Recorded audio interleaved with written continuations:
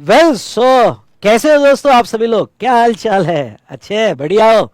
मैं भी बहुत अच्छा हूँ। तो चलिए, मिशन संभव का हमारा आज का रिवीजन सेशन होगा on topic RCM and eco. Important topic है और फटाफट मैं रिवाइज करवा लूंगा यहाँ पे। और मैं आपको ये कहता हूँ कि आपने नहीं भी पढ़ा होगा तो डोंट वरी, अच्छे से हम रिवाइज करेंगे। आगे बढ़ने के पहले 2 मिनट आपको कुछ इंपॉर्टेंट बातें मैं बताना चाहूंगा। सबसे पहला आपका क्वेश्चन कि सर मिशन संभव के ये जो आप चार्ट रिवीजन ले रहे हो, ये चार्ट हमें कैसे मिलेंगे? तो डिस्क्रिप्शन में मैंने वन स्टॉप सॉल्यूशन लिंक दी है जिसमें सारे चार्ट्स, अमेंडमेंट की नोट, सब कुछ दिया हुआ है। सेकंड, अगर आप इस वीडियो का डिस्क्रिप्शन देखोगे तो उसमें मैंने प्लेलिस्ट भी दी है। हमारे जो है यहाँ पे रिवीजन के कुछ लेक्चर्स ऑलरेडी हो गए। सर कौन से लेक्चर्स हुए बताओ ना प्लीज। तो अगर ये आप लिखोगे तो हमने supply done, value of supply done, ITC part A done and ITC part be done. बेटा मैंने बहुत अच्छे से इसका रिवीजन लिया हुआ है। अगर आपने घर पे नहीं पढ़ा होगा अभी तक, तभी आप जो है ये रिवीजन का वीडियो देख लो तो आपको बहुत कुछ रिकलेक्ट हो जाएगा, बहुत कुछ रिकलेक्ट हो जाएगा। मैं तो कहूँगा 100% रिकलेक्ट हो जाएगा। दूसरी इंपॉर्टेंट बात, ये रिवीजन जो है ना, आप जो आपका जो दिन भर का टाइम, नॉन प्रोडक्टिव टाइम जिसमें आप पढ़ते नहीं हो, लेकिन आपका माइंड उसमें कॉशियस होता है और आप रिवीजन देख सकते हो, वो यूज करो। खाना खाते वक्त या फिर सुबह से शाम तक आपने पढ़ लिया तो इवनिंग में ये रिवीजन देखो, तो सो दैट आप एंगेज रहोगे पढ़ाई में और रिवीजन से आपका पूरा कॉन्फिडेंस यहाँ पे बिल्ड हो जाएगा। और इस बार आईडीटी में 80 पार, उसके नीचे हमें सोचना भी नहीं है। नाउ आज का वीडियो हमारा आरसीएम और ईसीओ का है। ये पूरा शेड्यूल मैंने दिया हुआ है। सर ये शेड्यूल कहाँ मिलेगा? सब कुछ आपको डिस्क्रिप्शन में मिल जाएगा, एक बार डिस्क्रिप्शन आपने देख लेना। अमेंडमेंट्स के, जीएसटी की अमेंडमेंट्स हमारी हो गई है। 2 lectures already YouTube channel think GST think Vishal sir पे अपलोड हो चुके हैं। उसकी भी प्लेलिस्ट मैंने दे दी है और notes one stop solution link में दी है। तो डिस्क्रिप्शन में आपको सब कुछ मिल जाएगा। और डिस्क्रिप्शन में जो टेलीग्राम लिंक दी है वो जरूर ज्वाइन कीजिएगा, क्योंकि आपका और मेरा कनेक्शन वो टेलीग्राम के थ्रू ही होगा। सो दिल से कनेक्शन टेलीग्राम के थ्रू हो जाएगा। तो चलिए आ जाते हैं हमारे रिवीजन में आरसीएम के। और दोस्तों मैं आपको ये बस कहना चाहता हूँ कि रिवीजन बहुत अच्छे से रिकॉर्ड किया हुआ है। आप अगर देखोगे आईटीसी का तो आपका इंटायर रिवीजन कंप्लीट हो जाएगा। और वैल्यू ऑफ सप्लाई भी बहुत अच्छे से रूल के साथ भी मैंने कवर कर लिया है। नाउ आज का टॉपिक है रिवर्स चार्ज। बहुत इजी टॉपिक है, ज्यादा टेंशन मत लेना, मेरे साथ आपका खत्म हो जाएगा। देखो रिवर्स चार्ज में कितने सेक्शन याद रखने हैं आपको? तो रिवर्स चार्ज में आपको 3 सेक्शन याद रखने हैं। 93, 94, 95 हो गए याद? बोलो 93, 94, 95, ये हुई ना बात। तो अब देखो 93 और आईजीएसटी होगा तो 53, 54, 55, पर आईजीएसटी का कौन याद रखेगा? यही याद हो जाए तो बहुत बड़ी बात है। तो अब 93 क्या कहता है भाई? अगर स्पेसिफाइड गुड्स और सर्विसेज होगा और वो गवर्नमेंट स्पेसिफाई करेगा या नोटिफाई करेगा, तो वो गुड्स जो गवर्नमेंट ने नोटिफाई किया या सर्विसेज गवर्नमेंट ने नोटिफाई की, उसके ऊपर रिसिपिएंट टैक्स देगा। सप्लाई टैक्स नहीं देगा। 94 3 बातें रखता है। अगर आप देखो तो पहले तो गुड स्पेसिफाइड होना चाहिए बाय गवर्नमेंट, दूसरा सप्लायर यूआरपी होना चाहिए, और तीसरा रिसिपिएंट रजिस्टर्ड पर्सन होना चाहिए और वो भी स्पेसिफाइड होना चाहिए। तो टैक्स लायबिलिटी रिसिपिएंट पे आएगी। Sir what is the basic difference between 93 और 94? बताता हूं। 93 में सप्लायर होगा, रिसिपिएंट होगा, और ये जो नोटिफाइड सप्लाई होगा, और ये जो नोटिफाइड सप्लाई है बेटा, मे बी गुड्स का होगा या मे बी सर्विस का होगा। तो 93 में सप्लायर आरपी है या यूआरपी है, इससे कोई कंसर्न नहीं। रिसिपिएंट आरपी होगा तो अच्छी बात है। यूआरपी होगा तो कंपलसरी रजिस्ट्रेशन लेना पड़ेगा, क्योंकि लायबिलिटी रिसिपिएंट पे होती है। तो यहां पे जो फोकस किया जाता है वो फोकस गुड्स और सर्विसेज नोटिफाइड, मतलब इंडिया के किसी भी सप्लायर ने, वो रजिस्टर्ड हो या ना हो, अगर नोटिफाइड गुड्स और सर्विसेज सप्लाई किया तो रिवर्स चार्ज में लायबिलिटी किसके ऊपर आएगी बेटा? तो रिवर्स चार्ज में लायबिलिटी रिसिपिएंट पे आएगी। लेकिन 94 की लायबिलिटी कब आती है? 94 की लायबिलिटी तभी आती है, पहली कंडीशन, आपका जो सप्लायर है वो यूआरपी होना चाहिए। यूआरपी होगा तो ही रिवर्स चार्ज आएगा। दूसरा, रिसिपिएंट आरपी ही होना चाहिए। रिसिपिएंट आरपी ही होगा तो यहां पर रिवर्स चार्ज आएगा, और सप्लायर नोटिफाइड होना चाहिए या आप स्पेसिफाइड होना चाहिए। तो अगर ऐसा होता है तो रिवर्स चार्ज आएगा। मतलब रिवर्स चार्ज बहुत सिंपल है, ऐसा ऐसा ऐसा होगा तो रिवर्स चार्ज, नहीं तो फॉरवर्ड चार्ज। और इससे अलावा आपको पढ़ना और क्या है? तो ये 93 95 जो है ईसीओ से रिलेटेड है, इलेक्ट्रॉनिक कॉमर्स ऑपरेटर, जिसके बारे में हम बाद में बात करेंगे। नाउ अब सबसे पहले हम आगे कैसे बढ़ेंगे? तो हम यहां पे पहले 93 कंप्लीट कर ले, ठीक है, फिर 94 कंप्लीट कर ले, डन। ओके और उसके बाद में यहाँ पे रिवर्स चार्ज मैकेनिज्म जो है ओके 9(3) में कौन कौन से नोटिफाइड होते हैं और 9(4) में कौन कौन से नोटिफाइड होते हैं उसको भी पूरा डिटेल में देख लेंगे और आखिरी में देखेंगे 9(5). ओके सो अब यहाँ पे आ जाओ जीटीए सर्विसेज। जीटीए सबसे इंपॉर्टेंट है, इंस्टीट्यूट का फेवरेट एरिया है। बहुत से जो कंबाइंड क्वेश्चंस होते हैं या पहला जो 15 मार्क्स का क्वेश्चन होता है उसमें जीटीए सर्विसेज जो है उसकी एडजस्टमेंट्स बहुत सी बार आती है, इसलिए जीटीए का पूरा कॉन्सेप्ट अच्छे से समझ लो। GTA transportation of goods by road, ये रिवर चार्ज अप्लीकेबल तभी होगा जब बाय रोड ट्रांसपोर्टेशन होगा। नाउ अब देखो रिवर चार्ज कैसे पढ़ना, ऐसा ऐसा ऐसा होगा तो रिवर्स, नहीं तो फॉरवर्ड, और कुछ केसेस में एग्जम्पशन, कुछ केसेस में एग्जम्पशन पढ़ना सिखाओगा आपको रिवर्स चार्ज। आ जाइए, तो if GTA does not opt to pay tax under forward charge और GTA opt to pay tax under forward charge, ठीक है। तो अब ये जो है जीटीए को दो ऑप्शन दिए, पर एक बात बताओ आपको, यहां पे ये ऑप्शन समझने के लिए मैं एक कॉन्सेप्ट आपका लेना चाहूंगा और ये डिस्कशन थोड़ा यहां पॉज करता हूं और मैं आता हूं एक कॉन्सेप्ट पे, और जीटीए को ऐसे दो ऑप्शन क्यों दिए गए उसका लॉजिक आपको मिलेगा। अब ये जो चार्ट है एग्जाम के हिसाब से इतना इंपॉर्टेंट नहीं है, पर आपको रिवर्स चार्ज के कॉन्सेप्ट समझने हैं। आपके लास्ट पेज पे आ जाएगा, ओके ये चैप्टर के लास्ट पेज पे आ जाओ, तो यहां पे रिवर्स चार्ज के कॉन्सेप्ट समझने हैं तो ये चार्ट मैंने दिया है। और देखो अगर कोई स्टूडेंट्स यहाँ पे मेरे रिसेंट रेगुलर बैच का या ईओ बैच का ये देख रहा होगा तो ये सारे चार्ट्स उनको मैंने अलग से ड्रॉ करके दिए थे, बहुत से सर्कुलर अलग से बना के दिए थे और मैंने कहा था चार्ट में अटैच कर लेना, या मैंने उनको होमवर्क दिया था समरी और मैंने कहा था चार्ट में अटैच कर लेना, तो ये भी मैंने उनको ड्रॉ करके दिया हुआ है। और बस मैंने इतना किया है कि उनको जो मैंने अलग से ड्रॉ करके मैंने कहा चार्ट में अटैच कर लेना, ओके मैंने आपको अब ये जो आप रिविजन में चार्ट ले रहे हो इसमें मैंने डाल के दे दिया, बस इतना ही फर्क है। ओके तो ये चार्ट अगर आपको याद होगा तो मैं आपको याद दिला दूं। अब समझ लो दो पार्टी लेते हैं, एक मिस्टर ए है मिस्टर बी है, ओके तो मिस्टर ए बी क्या कहता है, मिस्टर ए जो है सप्लायर है और बी रिसिपिएंट है, नोटिफाइड सप्लाई आरसीएम का, गुड्स और सर्विसेज सप्लाई हो रही है।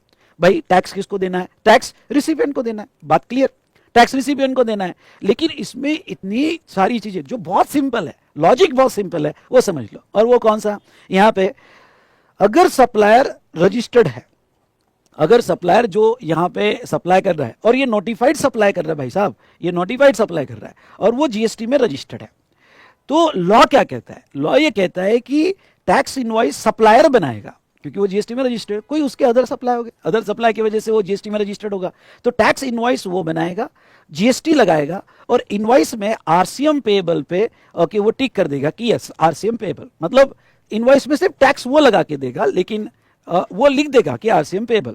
और जैसे ही इनवॉइस ये रिसिपिएंट के पास आता है तो रिसिपिएंट को जो है रिवर्स चार्ज में इसका टैक्स पे कर देना है, और वो कितना 18,000। ये बात कब, जब सप्लायर रजिस्टर्ड है। दूसरा बहुत ही सिंपल, देखो अगर सप्लायर अनरजिस्टर्ड है तो वो तो टैक्स इनवॉइस बना ही नहीं सकता। अच्छा सप्लायर रजिस्टर्ड हो, ओके रजिस्टर्ड हो या अनरजिस्टर्ड हो, अगर आपका सप्लायर 9(3) में नोटिफाइड है तो रिवर्स चार्ज मतलब रिवर्स चार्ज, हमको सप्लायर के रजिस्ट्रेशन से कोई लेना देना नहीं है। बस इतना ही है कि सप्लायर रजिस्टर्ड होगा तो टैक्स इनवॉइस वो बनाएगा, और अगर सप्लायर अनरजिस्टर्ड होगा तो नॉर्मल बिल बनाएगा। ओके सप्लायर अनरजिस्टर्ड होगा तो नॉर्मल अपना जो भी है कागज पर लिखकर या उसका प्रिंटेड जो फॉर्मेट होगा उसमें बिल बना के दे देगा, टैली में बना के दे देगा। ओके पर उसमें टैक्स नहीं लगाएगा, उसमें टैक्स नहीं लगाएगा भाई साहब। ओके तो ना टैक्स नहीं लगाएगा, तो ऐसे केस में जहां तक देखा जाए तो अब रिसिपिएंट जो है ये बिल का टैक्स देगा, ये बिल का टैक्स कौन देगा, रिसिपिएंट। नो डाउट वैल्यू कितनी है 1 लाख, कैलकुलेशन रिसिपिएंट करेगा और रिवर्स चार्ज में 18,000 रिसिपिएंट देगा। और ऐसे सिचुएशन में रिसिपिएंट सेल्फ टैक्स इनवॉइस बनाता है, एक कॉन्सेप्ट आता है जीएसटी में सेल्फ टैक्स इनवॉइस। तो अगर आपने अनरजिस्टर्ड सप्लायर से परचेज किया और वो आरसीएम वाला सप्लाई होगा तो उसका सेल्फ इनवॉइस जो है रिसिपिएंट को बनाना पड़ता है। फिर अनरजिस्टर्ड सप्लायर इंडिया में हो या इंडिया के बाहर हो, इंपोर्ट सर्विस में भी सेल्फ इनवॉइस बनता है, ओके क्योंकि वो भी रिवर्स चार्ज में है। तो ऐसे सिचुएशन में सेल्फ इनवॉइस कौन बनाएगा, तो रिसिपिएंट बनेगा फॉर हिज रिकॉर्ड, और ये जो है रिवर्स चार्ज में टैक्स पे कर देगा, रिवर्स चार्ज में टैक्स पे कर देगा। अब एक इंपॉर्टेंट बात मुझे आपको बतानी है, कौन सी, भाई ये जो सप्लायर है मिस्टर ए, हाँ मिस्टर ए सप्लायर है, उसका आउटवर्ड सप्लाई, ये देखो उसका आउटवर्ड सप्लाई तो रिवर्स चार्ज में था और रिवर्स चार्ज में बी टैक्स दे रहा है। तो अगर आपको मेरा आईटीसी का रिवीजन, जिसमें मैंने बहुत अच्छे से समझाया आपको आईटीसी का रिवीजन याद होगा, तो एग्जम्प्ट सप्लाई में, एग्जम्प्ट वैल्यू में, ओके यहां पे आरसीएम वाला आउटवर्ड सप्लाई ये जो है सेक्शन 17(3) के हिसाब से एग्जम माना जाता है। एग्जाम नहीं है, उसका टैक्स रिसिपिएंट दे रहा है, पर सेक्शन 17(3) के हिसाब से एग्जाम माना जाता है। ओके, अगर एग्जाम माना गया मतलब आईटीसी का रूल 42, 43 क्या कहता है, अगर ये एग्जाम में, यानी आपको एक फॉर्मूला याद होगा आईटीसी में, ओके याद है आपको, okay D1 equals to E/F into, okay even into C2, हाँ बोलो, हाँ हाँ सर याद आया कॉमन क्रेडिट। तो ये ई में ये सप्लाई भी लिया जाता है। अब ई में ये सप्लाई लिया जाता है, इसका मतलब ही ये हुआ कि गवर्नमेंट इसके इनपुट के क्रेडिट नहीं देना चाहती। ओके तो अगर आपने कोई उसमें इनपुट्स, कैपिटल गुड्स या इनपुट सर्विस तीनों, okay ICG and IS purchase किया होगा, तो उसके आईटीसी 73 में एक्सक्लूसिवली यूज अंडर आरसीएम, तो इसके जो 9000 है वो आरसी आपको आईटीसी नहीं मिलेगा। ओ भाई साहब, सर आईटीसी नहीं मिलेगा, नहीं मिलेगा आपको आईटीसी, ये समझा क्या? तो रिवर चार्ज का सप्लायर के लिए क्या घाटा है, तो इसमें तेरा घाटा, मेरा कुछ नहीं जाता, ज्यादा प्यार हो जाता तो सह नहीं पाता। तो ऐसे सिचुएशन में सप्लायर का क्या घाटा हुआ कि उसका आउटवर्ड सप्लाई एग्जाम में चले गया, जबकि वो रिसिपिएंट उसका टैक्स दे रहा है, और उसने जो भी आईसीजी और आईएस एक्सक्लूसिवली यूज किए उसके आईटीसी नहीं मिलते, उसको बेचारे को आईटीसी भी गए, इट बिकम अ कॉस्ट। अच्छा, आ जाते हैं रिसिपिएंट पे। ओ भाई साहब, रिसिपिएंट क्या कहना है आपका? तो रिसिपिएंट क्या कहता है कि ये जब 18,000 पे कर रहा है, तो बोलो, आप बोलो, ये 18,000 फॉरवर्ड का है या रिवर्स का है? उसके इनवर्ड का है भाई साहब, लायबिलिटी उसके ऊपर रखी थी, और रिवर्स चार्ज में क्या था, बी को तो देना ही था, ऐसा देना था, और मतलब इनवॉइस में लग के सप्लायर को देना था, या रिवर्स चार्ज में गवर्नमेंट को देना तो उसको दोनों केस में है। तो ऐसे केस में 18,000 जो है, अब समझ लो ये 18,000 का वो टैक्स दे रहा है, और यहां पे मिस्टर बी के इलेक्ट्रॉनिक क्रेडिट लेजर में बैलेंस है 5,000। तो क्या ये 5,000 का बैलेंस वो यूज कर सकता है फॉर किधर गया, हाँ 5,000 का बैलेंस यूज कर सकता है फॉर पेमेंट ऑफ 80,000? 80,000 के पेमेंट के लिए ये 5,000 का बैलेंस यूज कर सकता है क्या? नहीं। ओके, रिवर्स चार्ज के पेमेंट आपको कैश में ही करने पड़ेंगे, ये बहुत इंपॉर्टेंट है, कैश में ही करने पड़ेंगे।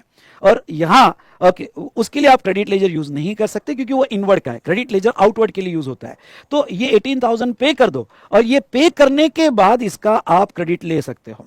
देखो ये इनवर्ट का है, इसलिए पेमेंट पूरा कैश में होगा, और पेमेंट करने के बाद आपके क्रेडिट लेजर में क्रेडिट ले सकते हो। चलो थोड़ा और डिटेल में जाते हैं। समझ लो ये रिसिपिएंट भी बिजनेसमैन है, और बिजनेसमैन है, उसका आउटवर्ड सप्लाई 2 लाख है, और जीएसटी 36,000 है। तो भाई ये बी का जीएसटीआर 3 कैसे बनेगा?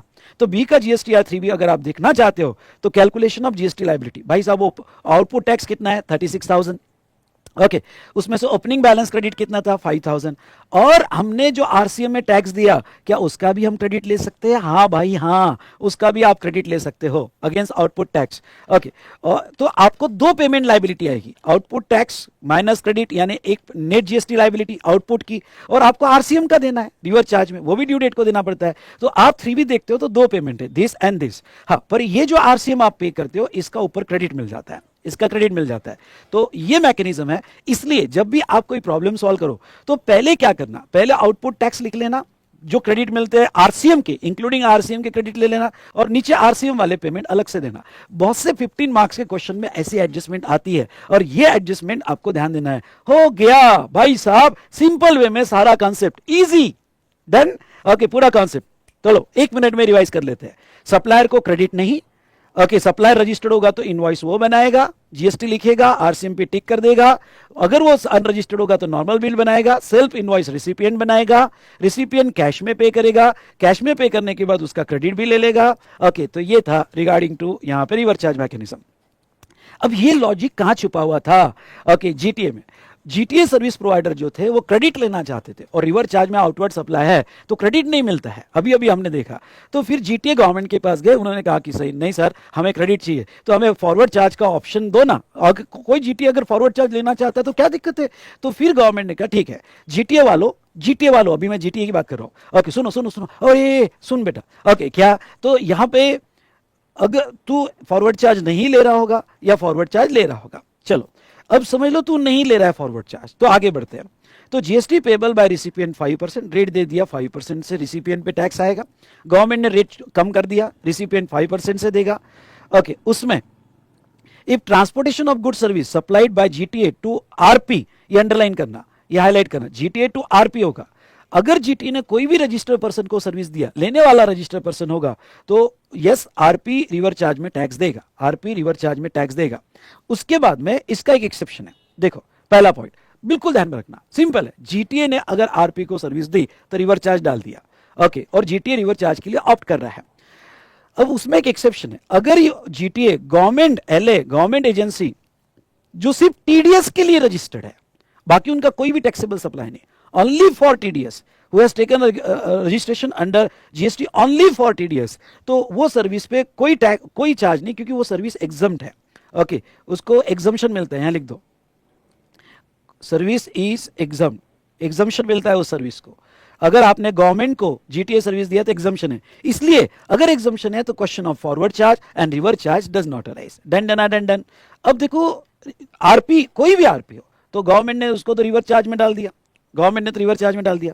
अगर transportation of goods of service supplied by GTA to URP दिया, अंडरलाइन जीटीए टू यूआरपी दिया, तो अगर अनरजिस्टर्ड पर्सन जो है, यहां पे फैक्ट्री होगा, society, cooperative society, body corporate, partnership firm, LLP, AOP और सीटीपी होगा, तो यहां पे रिवर चार्ज अप्लीकेबल होगा। अब आपका सवाल होगा सर वो तो अनरजिस्टर्ड है, अनरजिस्टर्ड होगा तो भी आरसीएम अप्लीकेबल होगा, और सेक्शन 24 में उसको कंपलसरी रजिस्ट्रेशन लेना पड़ेगा, सेक्शन 24 में कंपलसरी रजिस्ट्रेशन लेना पड़ेगा, 30 डेज के अंदर रजिस्ट्रेशन लेना पड़ेगा, और आरसीएम में तो ये नोटिफाइड पर्सन, इसको हम नाम देंगे नोटिफाइड पर्सन, ये नोटिफाइड पर्सन हो गए तो वो सिचुएशन में रिवर चार्ज लग जाएगा। और अगर इसके अलावा कोई अनरजिस्टर्ड पर्सन को सर्विस दी, मतलब दूसरा कोई अनरजिस्टर्ड पर्सन हो, तो सर्विस ही एग्जम्प्ट है, hence question of FCM RCM does not rise, okay. तो यहां पे question of FCM and RCM does not arise. चलो, ये तो क्या, जब वो रिवर चार्ज के लिए ऑप्ट होगा तो कहां टैक्स आएगा कहां नहीं आएगा।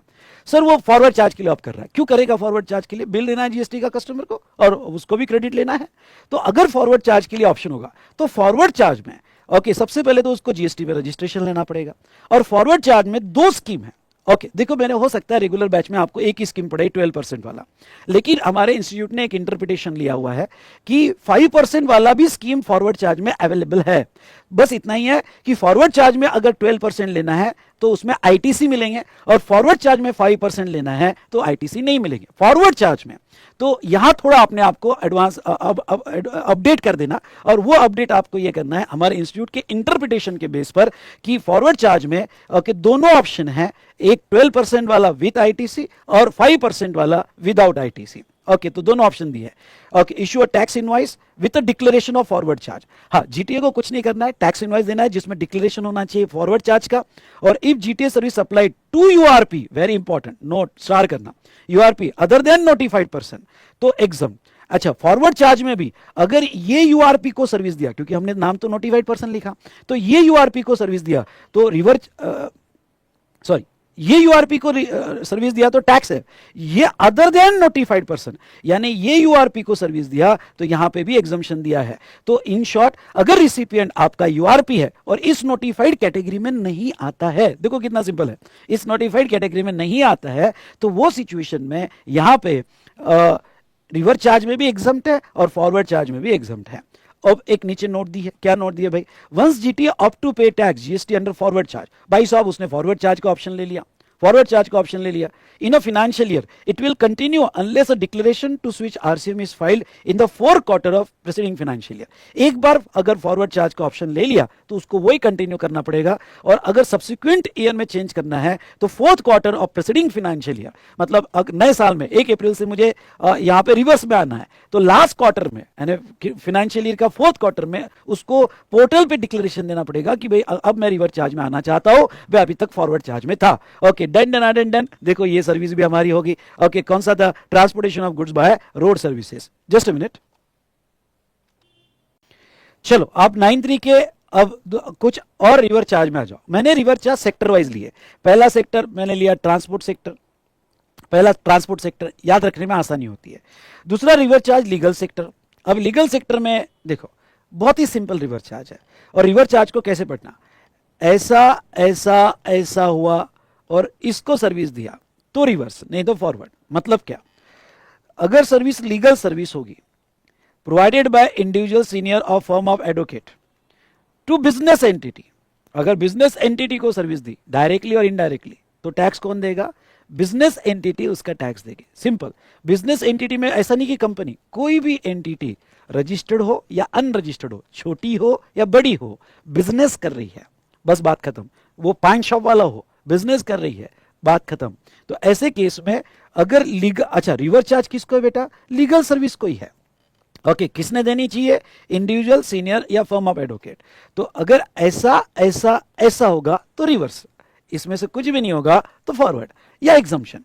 अब लीगल सर्विस मतलब क्या, means a service provided in relation to advice, consultancy, assistance in any branch of law in any manner and includes representational service in any court, tribunal और authority।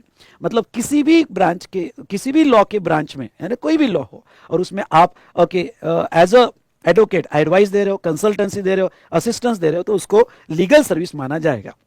ओके, तो मैंने एक एनालिटिकल टेबल दिया, ये आपको definitely help करेगा। क्या analytical table दिया, देखो यहाँ पे, अगर आरसीएम कब लगेगा, ये चारों कंडीशन फुलफिल होगी तो आरसीएम, ऐसा ऐसा ऐसा होगा तो आरसीएम, नहीं तो फिर फॉरवर्ड चार्ज, एक भी कंडीशन फुलफिल नहीं हुई तो फॉरवर्ड चार्ज, और कुछ केसेस में एग्जम्पशंस, एग्जम्पशन में बहुत अच्छे से कवर करूंगा।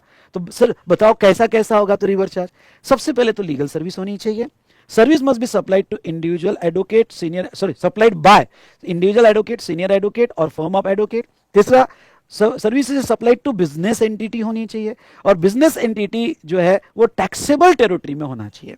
अगर ये चार कंडीशन फुलफिल हो गई तो क्या आ जाएगा बेटा, रिवर्स चार्ज।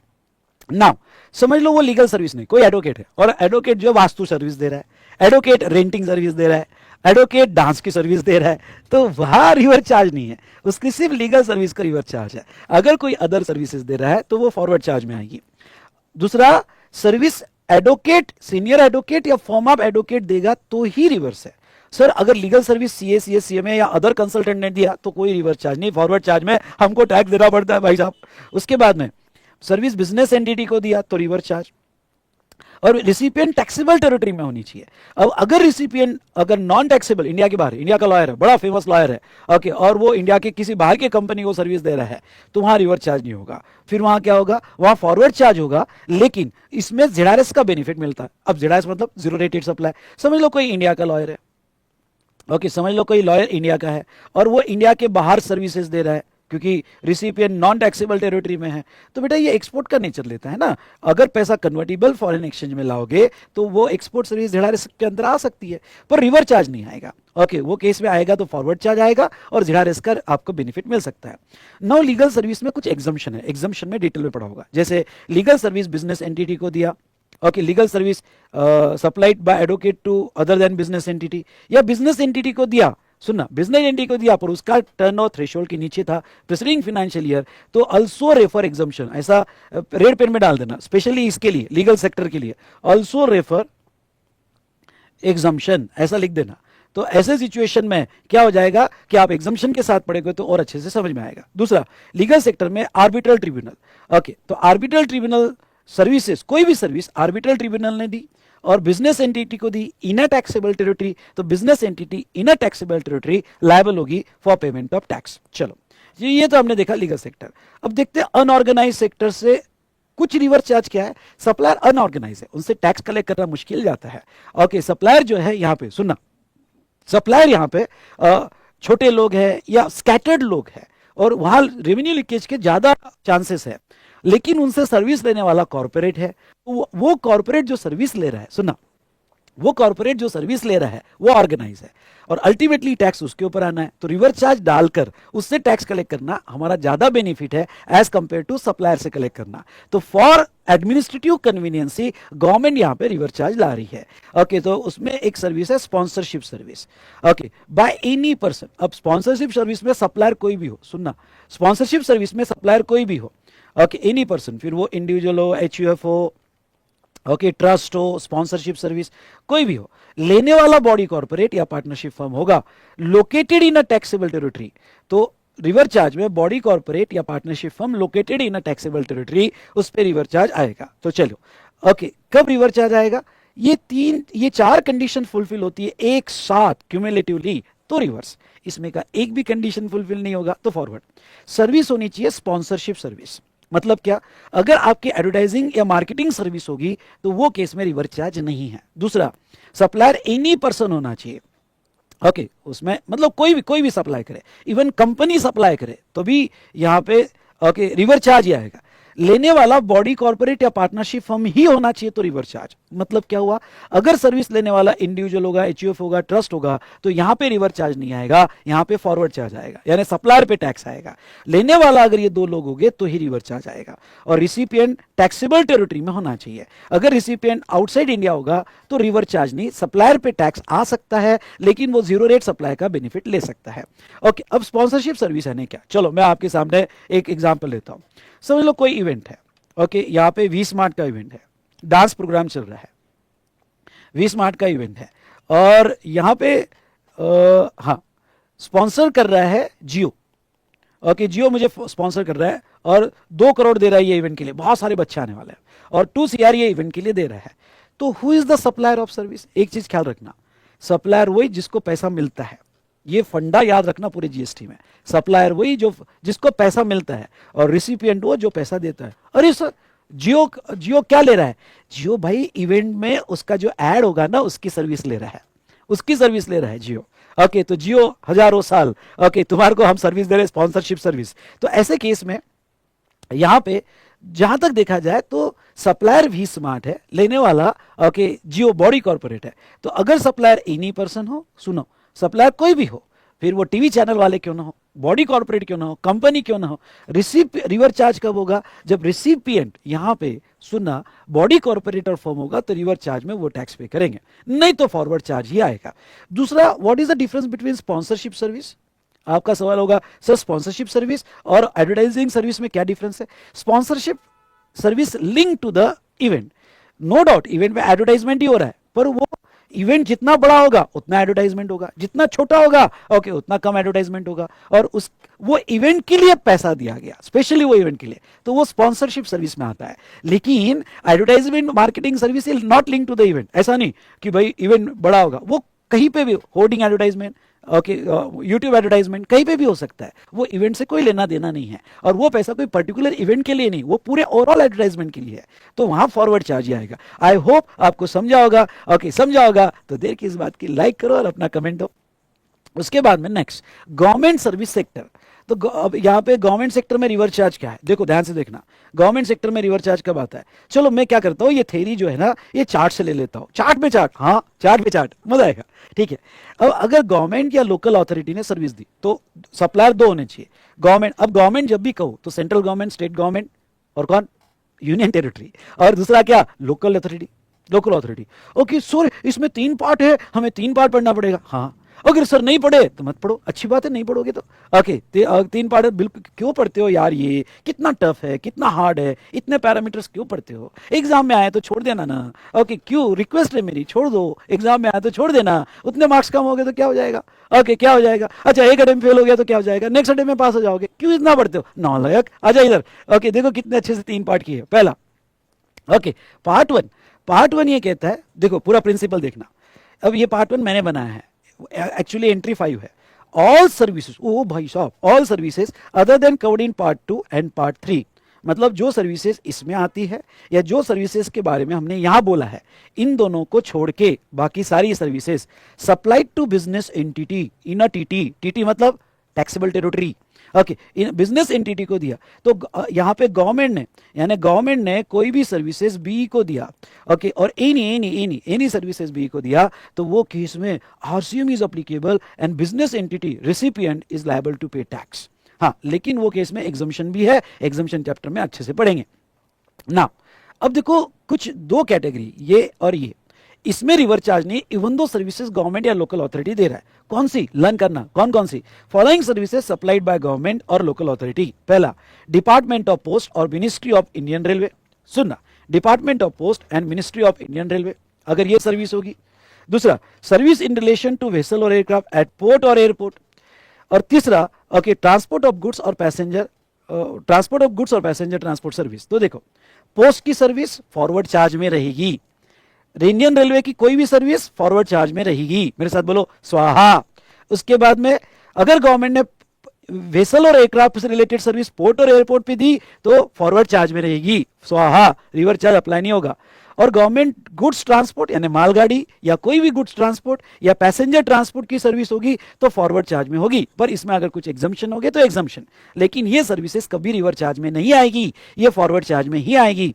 तो forward charge is applicable and government और local authority is liable to pay tax. इसके अलावा और ये छोड़ के बाकी सारी सर्विसेज गवर्नमेंट ने बिजनेस एंटिटी को दी तो रिवर चार्ज है। अब पार्ट थ्री में ना मैं दो एंट्री का reference, entry 5 and 5 of the exemption sorry reverse charge notification, हम स्पेशली बात करेंगे रेंटिंग ऑफ इमूवेबल प्रॉपर्टी। अब रेंटिंग ऑफ इमूवेबल प्रॉपर्टी की अगर हम बात करें तो यहां पे गवर्नमेंट या local authority other than Indian railway, सुनना, गवर्नमेंट या local authority other than Indian railway अगर ये रेंटिंग सर्विस आरपी को देती है, यानी उनके पास बहुत सारी इमूवेबल प्रॉपर्टी है, हाँ गवर्नमेंट के पास बहुत सारी इमूवेबल प्रॉपर्टी है और वो अपनी इमूवेबल प्रॉपर्टी रेंट पे देती है, रेंट पे, और ओके रेंट ऑफ आईपी किसको देती है, रेंट पे आरपी को देती है, तो फिर रिवर चार्ज होगा और RP is liable to pay tax. लेकिन अगर वो यूआरपी को देती है तो रिवर चार्ज नहीं। ओके वो केस में गवर्नमेंट अपने हाथ में टैक्स लेना चाहती है क्योंकि यूआरपी को दे रही है, और ऐसे केस में फॉरवर्ड चार्ज एप्लीकेबल और government is liable to pay tax. समझ लो, ओके गवर्नमेंट की लैंड है और उन्होंने सर्कस वाले को दे दिया, सर्कस वाला यूआरपी होगा तो फॉरवर्ड चार्ज, ओके आरपी होगा तो रिवर चार्ज। उसने 500 वाले को जगह दे दी, वो छोटा बंदा है यूआरपी है तो फॉरवर्ड चार्ज, अगर रजिस्टर्ड है तो रिवर चार्ज होगा।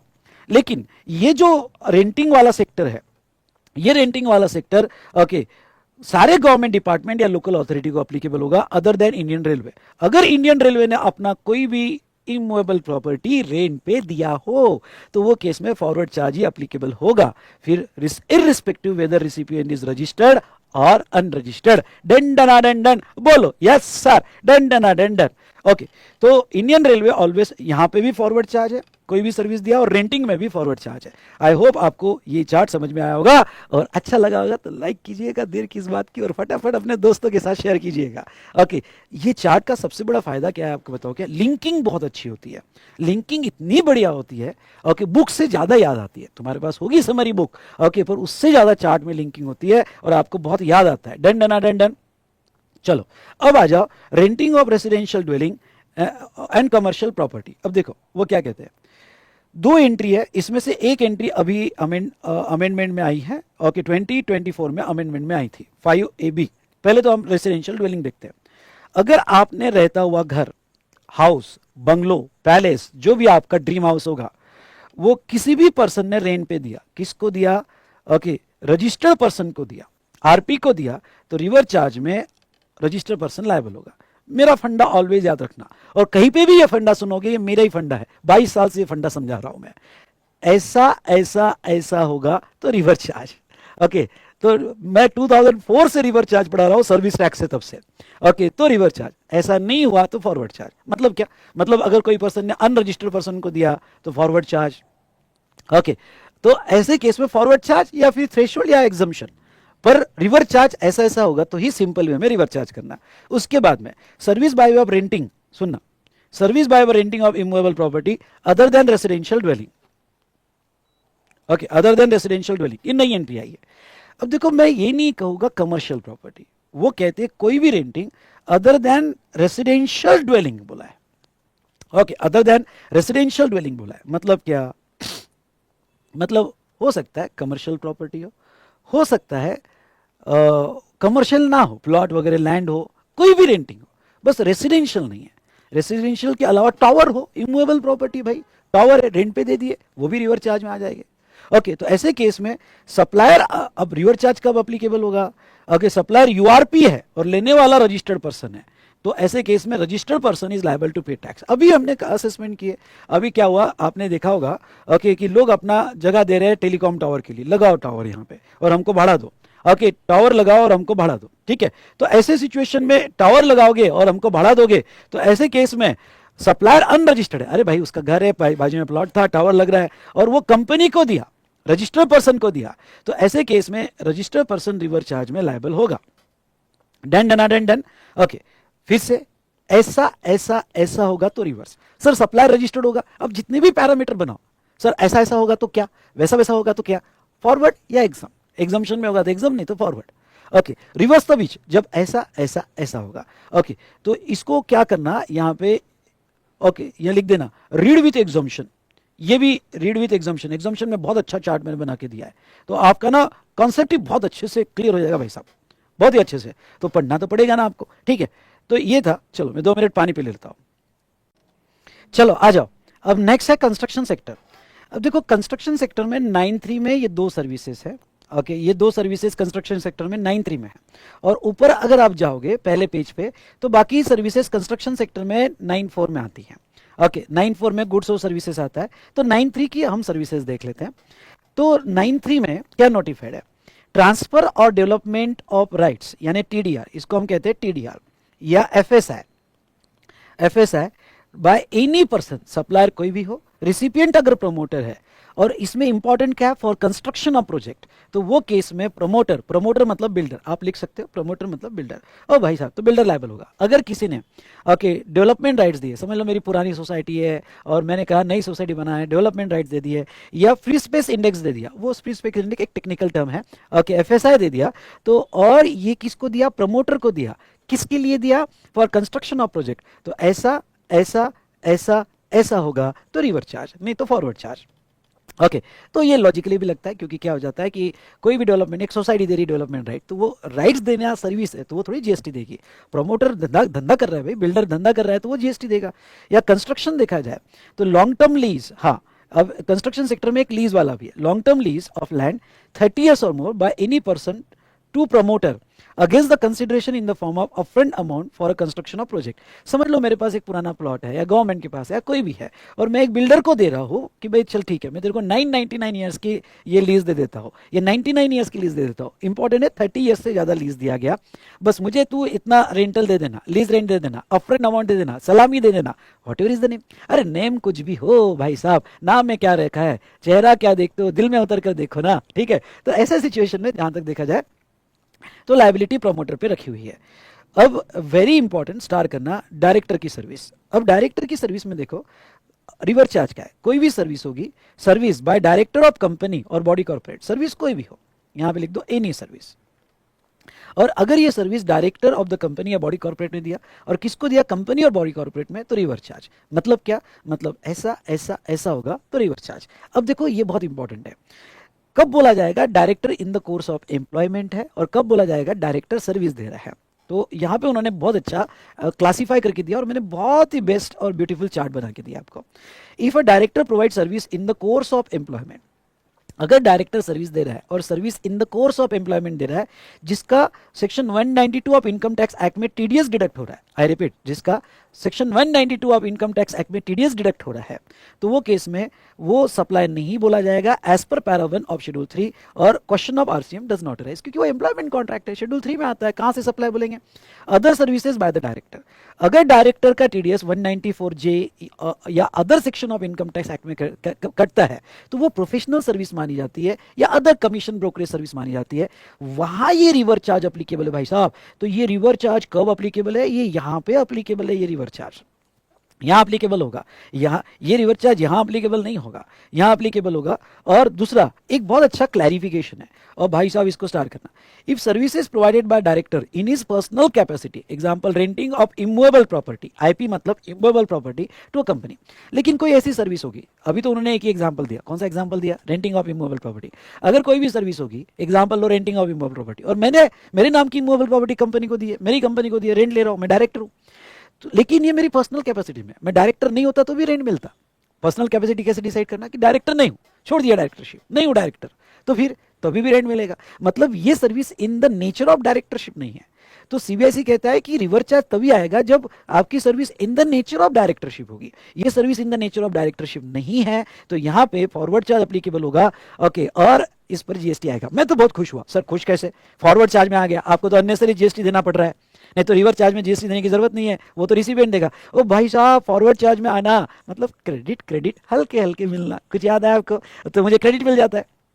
तो ये हमने देखा रिगार्डिंग टू यहाँ पे सर्कुलर, और ये तो मैंने यहाँ दे भी दिया, पर्सनल और प्राइवेट कैपेसिटी में होगा, ओके, जैसे रेंटिंग वगैरह, तो वो फॉरवर्ड चार्ज में होगा, मतलब रिवर्स चार्ज में नहीं होगा, मतलब भी फॉरवर्ड चार्ज में होगा, और in the capacity of director होगा तो ही रिवर्स चार्ज में आएगा। चलो next sector, insurance and banking service sector. अब देखो सर्विस होगी by an insurance agent to a person carrying insurance business, okay, थोड़ा मैं इसको चार्ट से समझाऊं क्या, आपका समझना आसान हो जाए। समझ लो एक था इंश्योरेंस एजेंट, वो ना पॉलिसी निकालने के लिए तुम्हारे पीछे लग गया, जो समझाने लगा, 2 घंटा समझाया पॉलिसी निकालो, लाइफ में कुछ भी हो सकता है, कहाँ भी हो सकता है, ओके, तो अपने फैमिली को सिक्योर करना जरूरी है, ये करना जरूरी है, सर दर्द होने लग गया आपका, ओके, पर आपको उसने कन्विंस करके छोड़ा, अब कहा, कल यार निकाल, क्या निकालना है निकाल। अब उस इंश्योरेंस एजेंट ने आपकी पॉलिसी निकाली, क्या उसने सर्विस दी? नहीं, उसने सर्विस कंपनी को दी, कंपनी खुश हो गई, ओह ऐसे एजेंट कितने अच्छे हैं, तो उसकी सर्विस कंपनी को थी और कंपनी की सर्विस आपको थी, क्योंकि इंश्योरेंस निकाला गया। तो अभी हम इसके ऊपर फोकस करते हैं। अगर किसी इंश्योरेंस एजेंट ने ओके कंपनी को सर्विस दिया होगा, मतलब insurer, insurer who carrying the business of insurance, insurance company होगा, तो रिवर चार्ज में इंश्योरेंस कंपनी टैक्स देगी, तो रिवर चार्ज में टैक्स आएगा, और इंश्योरेंस कंपनी इसका जो भी कमीशन बनता है, भाई साहब कितना कमीशन बनता है 10,000, तो रिवर चार्ज में कंपनी उसका टैक्स देगी। पर कंपनी का तो आउटवर्ड सप्लाई है, तो हमारा चार्ट याद करो, मिस्टर ए मिस्टर बी वाला आउटवर्ड सप्लाई है, समझ लो 1 लाख का प्रीमियम चार्ज हुआ, जीएसटी 18,000। तो ऐसे केस में क्या होगा, कैसे, ये इंश्योरेंस कंपनी के केस में क्या होगा, रिवर चार्ज का कंसेप्ट हो गया, मैं थोड़ा और आपको एक्स्ट्रा लेके जा रहा हूं। तो मैं अगर एक्स्ट्रा लेके जाऊं तो इंश्योरेंस कंपनी का स्टेटमेंट कैसे बनेगा, जीएसटी या 3B का आउटवर्ड 18,000, ये 18,000 उसका आउटवर्ड है, लेस आईटीसी, क्या रिवर चार्ज में जो दिया वो उसका आईटीसी ले सकता है क्या, बिल्कुल ले सकता है, तो उसका नेट आउटवर्ड आ गया, और आरसीएम में तो उसको 1800 देना ही है कैश लेजर के थ्रू, तो इस तरह से ओके, तो उसका जो टैक्स आएगा, कुछ गड़बड़ हो गई क्या यहाँ पे, तो हाँ, तो टैक्स उसका, क्योंकि ये ऐड हो जाएगा तो टैक्स 18,000 आ जाएगा, और एजेंट को क्रेडिट नहीं मिलेंगे। सर क्यों नहीं? क्योंकि फॉरवर्ड चार्ज में आने का ऑप्शन अभी तक के डिस्कशन में एक ही केस में मिला है, कौन से केस में मिला है, जीटीए के केस में मिला है, बोलो डन डन डन डन। उसके बाद में अगर हम बात करें तो रिकवरी एजेंट, आ जाओ, रिकवरी एजेंट, रिकवरी एजेंट मतलब क्या होता है, ये ना बैंक वाले लगाते नहीं क्या, भाई वो इंस्टॉलमेंट नहीं दे रहा है, ये बंदे ने बाइक लिया है, बाइक लिया है तो ये दे इंस्टॉलमेंट नहीं दे रहा है, तो रिकवरी कर जाके डरा धमका उसको, ओके पैसा निकाल के ला। तो बहुत से रिकवरी एजेंट बैंकिंग को सर्विस देते हैं या फाइनेंशियल इंस्टीट्यूशन को या एनबीएफसी को सर्विस देते हैं इन अ टैक्सेबल टेरिटरी, मतलब ऐसा ऐसा होगा इन अ टैक्सेबल टेरिटरी, तो यह बैंकिंग कंपनी या फाइनेंशियल इंस्टीट्यूशन या NBFC in a taxable territory यहाँ पे रिवर चार्ज में लायबल होगा, तो इन पे टैक्स लाइबिलिटी आएगी, डन डन डन डन। तो ये हमने देखा यहाँ पे इंश्योरेंस एजेंट और यहाँ पे रिकवरी एजेंट। नाउ उसके बाद में कॉपीराइट सर्विस स्टार करना, इस पे क्वेश्चन आ सकता है, मतलब डायरेक्ट क्वेश्चन तो ओके रेयरली पूछते हैं, पर प्रॉब्लम के साथ एडजस्टमेंट पूछते हैं। तो एक देखो, ये एंट्री नंबर 9 है और ये एंट्री नंबर 9 है, चार्ट से समझाओ, चार्ट से समझाओ, दोनों भी थेरी तो दिया है, चार्ट से ले लो, चलो चार्ट से मैं ले लेता हूँ, एंट्री 9 और एंट्री 9 है, बस ये चार्ट पढ़ लो, हो गया भाई साहब, बहुत सिंपल है, ओके इतना चार्ट पढ़ लो, हो गया। ओके अब देखो क्या है, कॉपीराइट सर्विसेज अगर सप्लायर म्यूजिक कंपोजर होगा, फोटोग्राफर होगा, आर्टिस्ट होगा, ठीक है, ये तीन ही, music composer, photographer, artist, service दे रहा है, कौन सी सर्विस दे रहा है, ओरिजिनल, ये ऐसा हाईलाइट करना, ओरिजिनल, किसी को कॉपी नहीं होना चाहिए। ओके भाई किसी को कॉपी कर लिया, ओके ऐसे लोग कहते हैं कि यहाँ पे कॉपी कर लिया, मैं नहीं कहता हूँ, ओके लोग कहते हैं कि भाई अनु मलिक, ठीक है कॉपी कर लिया, तो कॉपी नहीं होना चाहिए, उसका ओरिजिनल AR रहमान जैसा होना चाहिए, ओरिजिनल ड्रामेटिक, म्यूजिकल और आर्टिस्टिक वर्क होना चाहिए, और रिसिपिएंट म्यूजिक कंपनी या प्रोड्यूसर और लाइक होना चाहिए, ऐसा ऐसा ऐसा होगा तो रिवर चार्ज, ऐसा नहीं हुआ तो फॉरवर्ड चार्ज। तो ध्यान से एक बार फिर से हो जाए मेरे साथ, music composer, photographer, artist, service, original dramatic, musical और artistic work, recipient music company, producer और लाइक, तो यहाँ पे और वो टैक्सेबल टेरिटरी में होगा तो वो केस में रिवर चार्ज अप्लीकेबल कर दिया जाएगा, रिवर चार्ज अप्लीकेबल कर दिया जाएगा। नाउ सेकंड, यहाँ पे फॉरवर्ड चार्ज का ऑप्शन नहीं, रिवर चार्ज मतलब रिवर चार्ज, फॉरवर्ड चार्ज का ऑप्शन नहीं है। एंट्री नंबर 9 ए क्या कहता है, अगर सप्लायर ऑथर है, सर्विस लिटरेरी वर्क है और रिसिपिएंट पब्लिशर है, एक बार फिर से, सप्लायर ऑथर है, लिटरेरी वर्क है, पब्लिशर जो है लेने वाला है, तो कोई बुक लिख रहा है जिसकी उसको रॉयल्टी आती है, रॉयल्टी आती है, तो वैसे तो पहला थॉट आना चाहिए वो आरसीएम में है, और आरसीएम में इस रॉयल्टी का जो पब्लिशर उसको पे कर रहा है रिवर चार्ज में कौन टैक्स देगा, पब्लिशर देगा, रॉयल्टी का जो भी जीएसटी आएगा। But okay no but shut, only cut to cut, अरे सर लेकिन नो लेकिन वेकिन जस्ट चेक इन, तो लेकिन but supplier can shift the liability under forward charge, लेकिन अगर सप्लायर चाहता है, ऑथर चाहता है कि नहीं भाई मैं फॉरवर्ड चार्ज में आता हूं, हो सकता है वो क्रेडिट लेना चाहता है, वॉट एवर द रीजन, अगर सप्लायर फॉरवर्ड चार्ज में आना चाहता है तो ऐसे केस में supplier can shift the liability under forward charge subject to following conditions. कौन सी, author has taken a registration in GST, author को जीएसटी में रजिस्ट्रेशन लेना पड़ेगा, दूसरा he has filed the declaration to commissioner, for payment of tax under forward charge, compliance of all provision of this act, not reserving the option within a, not reversing, sorry reserving नहीं, not reversing the option within a period of 1 year.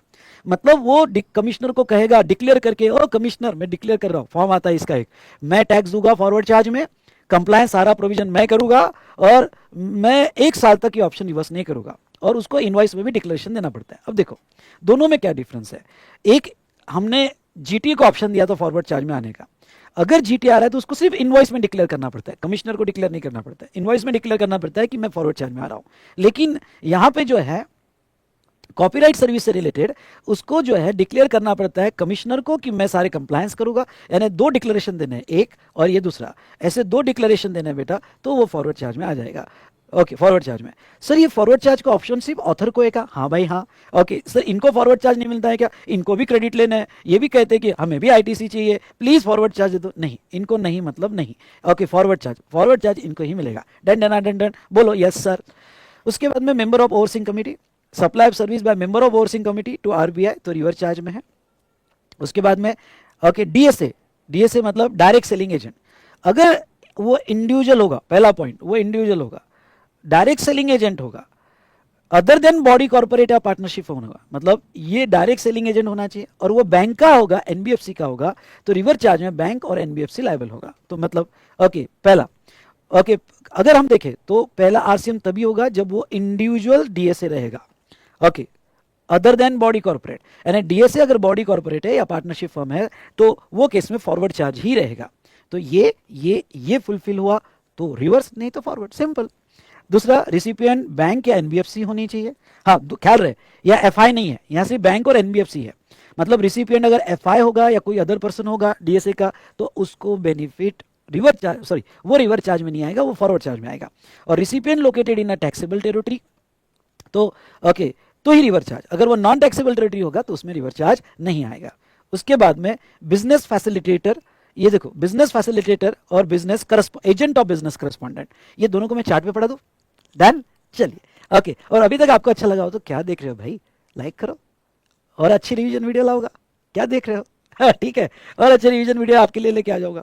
तो देखो agent of business correspondent और यहाँ पे business facilitator. अब देखो ये chart क्या कहता है, मैं 2 अलग अलग ले रहा हूँ, एक बिजनेस फैसिलिटेटर और एक बिजनेस करस्पॉन्डेंट. सर ये क्या होता है?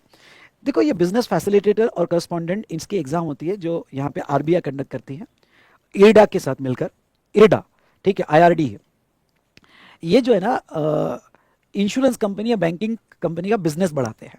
ओके ये रूरल एरिया में, फिर फाइनेंस में मतलब लोगों को फाइनेंस, बैंक के फाइनेंस लोगों तक पहुंचाते हैं, पोर्टफोलियो बहुत सारी सर्विसेज देते हैं. इसमें बिजनेस फैसिलिटेटर ये जो छोटी एंटिटीज होती है, और करस्पॉन्डेंट बड़ी बड़ी सोसाइटीज ट्रस्ट होती है ओके जो बैंक के बिजनेस बढ़ाती है. इसमें से बिजनेस फैसिलिटेटर ये अनऑर्गेनाइज होता है, बहुत सी बार ये अनऑर्गेनाइज होता है, लेकिन बिजनेस करस्पॉन्डेंट रोल वही होता है, पर ये बड़ी ट्रस्ट होती है या सोसाइटी होती है ओके या इंस्टीट्यूशन होती है जो बैंक को हेल्प करती है, जैसे यस बैंक को किया था बिजनेस करस्पॉन्डेंट ने. तो ऐसे केस में उन्होंने रिवर्स चार्ज देखो कहां रखा, उन्होंने कहा अगर बिजनेस फैसिलिटेटर, सुनना, बिजनेस फैसिलिटेटर बैंकिंग कंपनी को देगा, और एक ही बैंकिंग ही, एनबीएफसी नहीं, एफआई नहीं, बैंकिंग कंपनी को देगा, तो under reverse charge banking company tax देगी इसका जो भी सर्विस का कमीशन होगा बिजनेस फैसिलिटेटर का. लेकिन ख्याल रहे ये रिवर्स चार्ज से बिजनेस फैसिलिटेटर को ही है. सर अगर बिजनेस करस्पॉन्डेंट बड़ी बड़ी इंस्टीट्यूशन और ये अगर सर्विस बैंकिंग कंपनी को दे रही है तो ये रिवर्स चार्ज में नहीं, ये फॉरवर्ड चार्ज में है. ट्रिकी क्वेश्चन आ सकता है, गूगली क्वेश्चन आ सकता है. आप क्या करते हो, बिजनेस फैसिलिटेटर या करस्पॉन्डेंट दोनों भी एक ही समझ लेते हो? नहीं, बिजनेस फैसिलिटेटर बैंकिंग कंपनी को देगा, सुनना, बैंकिंग कंपनी को तो वहां रिवर्स चार्ज है, बिजनेस करस्पॉन्डेंट देगा तो वहां रिवर्स चार्ज नहीं है, वहां फॉरवर्ड चार्ज है. पर सर तो दिया तो है यहाँ पे 13 में, वो रिवर्स चार्ज कहाँ, agent of the business correspondent वहां पे है. मतलब ये तो बड़ी बड़ी इंस्टीट्यूट होती है ना, बड़ी बड़ी बातों में बड़ी बड़ी इंस्टीट्यूट होती है एक करस्पॉन्डेंट. ओके तो ये बहुत से एजेंट लगाती है अपने. हाँ तो एजेंट अगर इनको सर्विस देगा तो रिवर्स चार्ज है, तो ये टैक्स पे करेंगे एजेंट के कमीशन का. ओके दोनों एंट्री सिंपल. ओके और आगे एक एग्जाम्पशन आएगा, बिजनेस फैसिलिटेटर या करस्पॉन्डेंट अगर रूरल एरिया में सर्विसेज दे रहा है तो एग्जाम्पशन है, वो मैं बाद में ले लूंगा. डन. उसके बाद में सिक्योरिटी सर्विसेज. ठीक है, अब ये सिक्योरिटी सर्विसेज क्या कहता है देखो, सप्लाई ऑफ सिक्योरिटी सर्विसेज, सुनो, supply of security services as a security personal, मतलब okay to any person other than body corporate. तो ऐसे केस में सॉरी सॉरी सॉरी सर्विस क्या होना चाहिए, service supply of security service by way of personal, service provider कौन होना चाहिए, any person other than body corporate, यानी अनऑर्गेनाइज सेक्टर आपको लिखना होगा। तो अनऑर्गेनाइज, अरे गया, लिख लो अनऑर्गेनाइज सेक्टर, और लेने वाला registered person located in a taxable territory, लेने वाला आरपी होगा तो रिवर्स चार्ज होगा। तो देखो ये बिल्कुल सिंपल ऐसा पढ़ना, दिस दिस दिस दिस तो आरसीएम नहीं तो फॉरवर्ड, वो मैंने नीचे लिया है ना। ओके ये होगा तो आरसीएम नहीं तो फॉरवर्ड। अब देखो यहां पे प्रोविजो, प्रोविजो क्या कहती है, if following case in following cases forward charge is applicable. फिर तो इंपॉर्टेंट है भाई, कौन सी केसेस, देखो लॉ क्या कहता है, अगर आपने रजिस्टर्ड पर्सन को दिया तो रिवर्स चार्ज है, पर अगर रजिस्टर्ड पर्सन गवर्नमेंट होगा या गवर्नमेंट एजेंसीज होगी जो सिर्फ टीडीएस के लिए रजिस्टर्ड है, ओनली फॉर डिडक्टिंग टीडीएस के लिए रजिस्टर्ड है, दूसरा कोई टैक्सेबल सप्लाई नहीं है, तो अगर इनको security service by way of personal, watchman, guard, bouncer, जिसमें पर्सन दिए गए हो, सुनना, जिसमें पर्सन दिए गए हो वहां पे रिवर्स चार्ज है। ओके, या अगर लेने वाला रजिस्टर्ड है पर कंपोजिशन स्कीम में है तो वो केस में एग्जम्पशन है। मतलब इन सिंपल मैं क्या कहना चाहता हूं, ओके यहां दो केस में ये फॉरवर्ड चार्ज अप्लीकेबल होगा, रिवर्स चार्ज जो है ओके ये दो छोड़ के, अगर ये चारों कंडीशन फुलफिल होती है तो फॉरवर्ड चार्ज कब, जब गवर्नमेंट एजेंसी को दी है जो ओनली फॉर टीडीएस है, और कंपोजिशन डीलर को दिया जो ओके सेक्शन 10 में कंपोजिशन स्कीम ले रहा है, इनको दिया तो सप्लाई टैक्स देगा, फिर क्यों ना वो कोई भी पर्सन हो। ठीक है, तो ऐसे केस में हम थोड़ा इसको एनालिसिस करें। तो तीन कंडीशन फुलफिल होनी चाहिए रिवर्स चार्ज के लिए, कौन सी तीन कंडीशन फुलफिल होनी चाहिए, तो ये ठीक है, ये तीन कंडीशन होनी चाहिए। पहला, service supplied only by way of supply security personal होना चाहिए, जिसमें आपने पर्सन दिए हो सिक्योरिटी पर्पस के लिए, बाउंसर, गार्ड, जेड सिक्योरिटी। अगर आपने सिक्योरिटी सर्विस दिया, dog sniffer, CCTV investigation etcetera, कोई अदर सिक्योरिटी सर्विस दिया, ओके तो वो फॉरवर्ड चार्ज में ही आएगी। दूसरा, supplier any person other than body corporate, यानी सप्लाई अगर बॉडी कॉर्पोरेट करता है तो फॉरवर्ड चार्ज में। रिसिपिएंट इज रजिस्टर्ड पर्सन होना चाहिए, मतलब अगर रिसिपिएंट रजिस्टर्ड पर्सन होगा तो ये केस में यहाँ पे फॉरवर्ड चार्ज एप्लीकेबल हो जाएगा, या गवर्नमेंट होगा जो सिर्फ टीडीएस के लिए है, या सेक्शन 10 का रजिस्टर्ड पर्सन होगा तो फॉरवर्ड चार्ज ही होगा। Okay done done done done. फिर आते हैं renting of motor vehicle, chart में आ जाओ, चार्ट में बहुत अच्छे समझेगा, आ जाओ चार्ट में। देखो हम जो रिवर्स चार्ज देख रहे हैं वो यहां देख रहे हैं, इसको स्टार करना, ये रिवर्स चार्ज देख रहे हैं, ये तो बाकी दो पार्ट आपके इंफॉर्मेशन के लिए है। तो हम रिवर्स चार्ज कहां देख रहे हैं, तो आपको बता देता हूं। Renting of motor vehicle, renting of motor vehicle को रिवर्स चार्ज है। अगर आपकी गुड्स ट्रांसपोर्ट सर्विस होगी बाय रोड तो वो तो एंट्री 1 में कवर हो जाता है, अगर आपकी पैसेंजर ट्रांसपोर्ट सर्विस होगी तो वहां तो फॉरवर्ड चार्ज है। हम किसकी बात कर रहे हैं, रेंटिंग ऑफ मोटर व्हीकल। ठीक है, अब इसमें दो पार्ट, ये motor vehicle design to carry passenger और motor vehicle design to transport the goods, जैसे ट्रक, ट्रैक्टर, मेरे पास 5 ट्रक है, मैंने रेंट पे दे दिए, तो ट्रक रेंट पे देना रिवर्स चार्ज नहीं, वहां फॉरवर्ड चार्ज है। रिवर्स चार्ज कब, जब रेंटिंग है और वो रेंटिंग ऐसे मोटर व्हीकल की है जिसमें पैसेंजर जाते हैं, कार, बस, ऑटो वगैरह। नाउ आगे, cost of fuel included and cost of fuel not included. अब देखो कॉस्ट ऑफ फ्यूल उसमें नहीं होगी तो फॉरवर्ड चार्ज है। रिवर्स चार्ज कब, जब कॉस्ट ऑफ फ्यूल इंक्लूडेड होगी। मतलब ये रिवर्स चार्ज देखो, पहले तो रेंटिंग होना चाहिए, motor vehicle design to carry passenger होना चाहिए, कॉस्ट ऑफ फ्यूल इंक्लूडेड होना चाहिए, और supplier any person other than body corporate. तो थोड़ा थोड़ा इजी है पर ट्रिकी हो जाता है, इतने सारे पैरामीटर्स है। Supplier any person other than body corporate और लेने वाला any body corporate taxable territory, तो रिवर्स चार्ज होगा, तो रिवर्स चार्ज होगा। मतलब ये होगा। तो if above both condition are fulfilled, ये और ये, तो फिर आरसीएम इज अप्लीकेबल और बॉडी कॉर्पोरेट टैक्स देगा। अगर above conditions are not fulfilled, यानी क्या, नॉट फुलफिल यानी अगर सप्लायर बॉडी कॉर्पोरेट है, सप्लायर बॉडी कॉर्पोरेट है तो फिर फॉरवर्ड चार्ज, या लेने वाला अदर देन बॉडी कॉर्पोरेट है, other than okay body corporate, तो फिर यहाँ पे क्या लग जाएगा, तो यहाँ पे बेटा ओके फॉरवर्ड चार्ज लग जाएगा। ओके यानी अगर मैं ये समझाऊँ आपको, ओके तो ये देखो ऐसा ऐसा ऐसा ऐसा और ऐसा होगा तो रिवर्स, यानी पहली कंडीशन, दूसरी कंडीशन, तीसरी condition, fourth condition and fifth condition तो रिवर्स, नहीं तो फॉरवर्ड। ओके अब सुनो, यहाँ पे एक सर्क्यूलर है, देखो ये reverse charge renting of motor vehicle पे है। ठीक है, रेंटिंग ऑफ मोटर व्हीकल मतलब क्या, whether renter define how and when the vehicle will be operated, determine schedule, routes and other. जिसने रेंट पे लिया वो अपने हिसाब से चलाएगा, वहां रेंटिंग।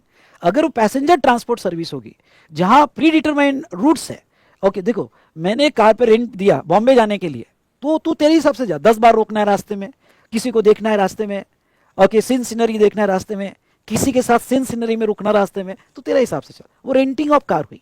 और ओके टैक्सी है, और टैक्सी के रूट्स फिक्स है कि भाई यहाँ बैठो मैं वहां उधर छोड़ दूंगा, तो वो पैसेंजर ट्रांसपोर्ट सर्विस हुई, वो रिवर्स चार्ज में नहीं रहेगी, वो फॉरवर्ड चार्ज में रहेगी। डन डन डन डन, चलो ओके, अच्छा लगा होगा तो देखिए इस बात की लाइक करो। उसके बाद में लेंडिंग ऑफ सिक्योरिटीज, हाँ अगर सिक्योरिटी लेंडिंग स्कीम में लेंडर बोरोवर को दे रहा है तो बोरोवर रिवर्स चार्ज में टैक्स देगा। और इंपोर्ट ऑफ सर्विस, भाई साहब इसमें तो आपका जन्म ही हुआ है। ओके इंपोर्ट ऑफ सर्विस होगी, यानी सप्लायर एनी सर्विस और सप्लायर बाहर है, लेने वाला इंडिया में है, तो रिवर्स चार्ज में रिसिपिएंट टैक्स देगा। पर इसका एक्सेप्शन है एनटीओआर, जो मैं प्लेस ऑफ सप्लाई के इसमें पढ़ा होगा। ओके तो चलो, और यहाँ पे एक्सप्लेनेशन अनरजिस्टर्ड पर्सन इंक्लूड्स, ठीक है वो तो मैं इसमें पढ़ा दूंगा आपको। यहाँ ये तो 9(3) के रिवर्स चार्ज हुए ओके सर्विसेज के। अब आ जाओ 9(3) के रिवर्स चार्ज गुड्स के, ये भी तो पढ़ना है आपको, गुड्स के रिवर्स चार्ज पढ़ना है, तो फटाफट समरी मैंने जितनी दी उतना पढ़ लो, आपको हेल्प होगा। ओके क्या, कैशू नट्स नॉट शेल्ड और पिल्ड, तो और कैशू नट हो गए एग्रीकल्चर ने रजिस्टर्ड पर्सन को दिए होगे तो गुड्स के reverse charge. Bidi wrapper leaves agriculture ने रजिस्टर्ड पर्सन को दिए होगे तो reverse charge. Tobacco leaves agriculture ने रजिस्टर्ड पर्सन को दिए होगे तो यहाँ पे reverse charge. Essential oil excluding citrus oil like etcetera, URP ने आरपी को दिए होगे तो reverse charge. Silk yarn, a person who make the silk yarn from a raw silk और सिल्क कोकून्स फॉर सेल, और रजिस्टर्ड पर्सन को दिया होगा तो reverse charge. Raw cotton agriculture ने रजिस्टर्ड पर्सन को दिया होगा तो रिवर्स चार्ज। लॉटरी होगा और गवर्नमेंट ने डिस्ट्रीब्यूटर को दिया होगा तो reverse charge. Okay use vehicle seized goods old item and scrap, ये गवर्नमेंट सर्विस दे रही है एक्सक्लूडिंग इंडियन रेलवे। ओके ये एक्सक्लूडिंग इंडियन रेलवे ब्रैकेट में करो, अगर ये सर्विस ये ब्रैकेट में करो, ये गवर्नमेंट स्टेट गवर्नमेंट यूटी और एलए दे रहा होगा, आरपी को दे रहा होगा तो reverse charge. Private sector lending certificate any are okay registered person दूसरे रजिस्टर्ड पर्सन को दे रहा होगा तो रिवर्स चार्ज। इस बार ये याद रखना, मेटल स्क्रैप अमेंडमेंट है, मेटल स्क्रैप जो है अगर यूआरपी आरपी को दे रहा है, सुनना मेटल स्क्रैप यूआरपी आरपी को दे रहा है तो आरपी पे लायबिलिटी आएगी। तो अगर आपको याद रखना है तो recipient most of the case में आरपी है, अगर रिसिपिएंट आरपी होगा और supplier agriculturist unregistered okay government या दो केस में रजिस्टर्ड, तो वो केस में रिवर्स चार्ज लगेगा। टेबल आपको लर्न करना पड़ेगा, मेटल स्क्रैप वाला अच्छे से पढ़ के जाना। तो इस तरह से हमने गुड्स के रिवर्स चार्ज खत्म किया। तो क्या भाई साहब हमारा 9(3) खत्म हो गया, क्लेम कर दूं खत्म हो गया, डन डन डन डन 9(3) आपका खत्म हो गया। उसके बाद में 9(4) लेते हैं। 9(4) में तो मैंने कहा कि रिवर्स चार्ज तभी लगेगा जब सप्लायर अनरजिस्टर्ड होगा, लेने वाला रजिस्टर्ड होगा और सर्विस नोटिफाइड होगी, तो ही रिवर्स चार्ज लगेगा। नाउ 9(4) की अगर हम बात करें तो 3 सर्विसेज उन्होंने कंस्ट्रक्शन सेक्टर में दी है। अब 3 सर्विसेज कौन सी दी बताता हूं। एक तो वैल्यू ऑफ इनपुट और input services purchase from the registered supplier is less than 80% by promoter, तो प्रमोटर यानी बिल्डर। अब देखो क्या है कि कंस्ट्रक्शन सेक्टर में एक कंडीशन है, कोई भी बिल्डर बिल्डिंग कंस्ट्रक्शन के लिए अगर इनपुट प्लस इनपुट सर्विसेज खरीद रहा होगा तो 80% उसको आरपी से ही खरीदना पड़ेगा, 80% आरपी से ही खरीदना पड़ेगा, क्योंकि इनको स्पेशल रेट स्कीम है 1%, 5%, 8%, और 20% यूआरपी से खरीद सकते हैं और 80% आरपी से। तो 20% जो यूआरपी से खरीदेंगे वो प्रॉब्लम नहीं है, ठीक है।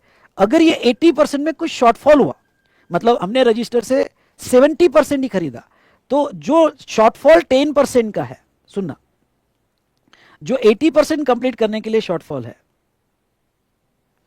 तो वो शॉर्टफॉल जो भी 10% का होगा समझ लो, तो उसी 10% का रिवर्स चार्ज, यानी जो शॉर्टफॉल रहेगा यहां पे लेस 80% कंप्लीट करने को जो शॉर्टफॉल रहेगा उस पर रिवर्स चार्ज। अगर बिल्डर कोई भी इनपुट और इनपुट सर्विस खरीदता है, क्योंकि क्या कंस्ट्रक्शन सेक्टर में बहुत कैश का मामला होता है, तो इन्होंने कैपिंग लगा के रखी, अगर ये स्पेशल रेट लेते हैं तो 80% परचेस आरपी से करना पड़ेगा, थोड़ा भी कम किया तो जितना डिफरेंस है उतना तुमको रिवर्स चार्ज में टैक्स देना पड़ेगा। लेकिन अगर आपका इनपुट सीमेंट होगा तो सीमेंट को ये बेनिफिट नहीं, सीमेंट तो 1 रुपए का भी आपने यूआरपी से खरीदा, अनरजिस्टर्ड से खरीदा, तो बिल्डर को सीमेंट 1 रुपए का भी होगा तो बिल्डर को टैक्स देना पड़ेगा। और कैपिटल गुड्स 1 रुपए का भी अनरजिस्टर्ड से होगा तो यहाँ पे टैक्स देना पड़ेगा, पर ये अगर स्पेशल स्कीम ले रहे होगे तो। चलो ये हमारा 9(4) भी खत्म हो गया, डन डना डन डन बोलो यस सर, डन डना डन डन। अब 9(5) में आ जाओ। 9(5) क्या कहता है, ईसीओ, मामला ईसीओ का है, इलेक्ट्रॉनिक कॉमर्स ऑपरेटर, ओला उबेर वगैरह। अच्छा ईसीओ क्या करता है, ईसीओ एक थर्ड पर्सन है जो सप्लायर और रेसिपिएंट का मिलन करवाता है, ओके, उसके प्लेटफॉर्म के थ्रू, तो वो होता है ईसीओ। अब देखो 9(5) कब लगता है, सीजीएसटी एक्ट या 5(5) of IGST act, if there is a intrastate और interstate supply of notified services, मतलब 95 सिर्फ सर्विसेज को लगेगा, वो भी नोटिफाइड सर्विसेज हो और वो सर्विसेज ईसीओ के थ्रू दी हो। तो देखो ईसीओ को दो प्रोविजन आती है जीएसटी में, एक ईसीओ में 95 में आते हैं और एक टीडीएस में आते हैं, टीडीएस सेक्शन 51 में आते हैं। तो 95 लिमिटेड केस में लगता है। तो भाई 95 कहाँ लगता है, तो ये नोटिफाइड सर्विसेज होगी, जो मैं आगे नीचे नोटिफाइड करूंगा चार्ट के थ्रू। तो नोटिफाइड सर्विसेज होगी तो 95 लगता है। जहां लायबिलिटी सप्लायर की भी नहीं होगी, रिसिपिएंट की भी नहीं होगी, तो किसकी होगी, तो ईसीओ की लायबिलिटी होगी और वो टैक्स ईसीओ को देना पड़ेगा। ये रिवर्स चार्ज नहीं है, ये थर्ड पार्टी टैक्स है। Now the tax on such supply shall be by ECO and all provision of this act shall apply to ECO that as if he is liable to pay tax in relation to such supply। अगर ECO बाहर से operate कर रहा है जिसका कोई physical presence नहीं है, तो उसका रिप्रेजेंटेटिव इंडिया में टैक्स देगा। जैसे एयरबीएनबी का नाम सुना होगा, उनका कोई फिजिकल प्रेजेंस इंडिया में नहीं है, ओके, पर वो इंडिया में ऑपरेट करते हैं। तो ऐसे सिचुएशन में उनको रिप्रेजेंटेटिव अपॉइंट करना पड़ेगा इंडिया में उनके बिहाफ पे टैक्स देने के लिए। और अगर उनका फिजिकल प्रेजेंस भी नहीं है, रिप्रेजेंटेटिव भी नहीं है इन अ टैक्सेबल टेरिटरी, तो उन्हें कोई ना कोई पर्सन अपॉइंट करना पड़ेगा इंडिया में टैक्स देने के लिए। तो ये देखा हमने regarding to electronic commerce operator. अब कौन सी सर्विस नोटिफाइड है, नोटिफाइड सर्विसेज में ओके ए और बी और सी, ओके वो नोटिफिकेशन का मैं ले रहा हूं, एंट्री ए एंट्री डी, ए और डी ले रहा हूं, सॉरी बी नहीं, ए और डी, दो सर्विसेज मैं इधर क्लासिफाई कर रहा हूं और दो सर्विसेज मैं इधर क्लासिफाई कर रहा हूं। ऐसे 4 कैटेगरीज नोटिफाई हुई। सर ऐसा अलग अलग क्यों, बताता हूं। अगर आपकी सर्विस पैसेंजर ट्रांसपोर्ट सर्विस होगी, इंडिया में कोई ऐसी सर्विस दे रहा है कि पैसेंजर को एक स्टॉप से लेके दूसरे स्टॉप तक लेके जा रहा है, जैसे बाय कैब और अदर मोटर व्हीकल, ठीक है, पैसेंजर ट्रांसपोर्ट सर्विस, क्यों ना बस हो, बाइक हो, बाइक से गोवा में पैसेंजर ट्रांसपोर्ट सर्विस दी जा रही है, दिल्ली में बाइक से पैसेंजर ट्रांसपोर्ट सर्विस दी जा रही है, ऑटो हो, कैब हो, और ये पैसेंजर ट्रांसपोर्ट सर्विस अगर ईसीओ के थ्रू दिया जा रहा है, whenever service supplied through ECO, तो इसका टैक्स ईसीओ देगा, ओला देगा, उबेर देगा, जो भी है वो देगा, ओके, तो रेड कैब देगा, जो भी है। लेकिन एक्सेप्ट ओमनी बस, ओमनी बस को उन्होंने अलग किया, बाकी कोई भी मोटर व्हीकल हो, कोई भी मोटर व्हीकल हो, ओके, उसका टैक्स ईसीओ देगा जो बुकिंग ईसीओ के थ्रू होगी।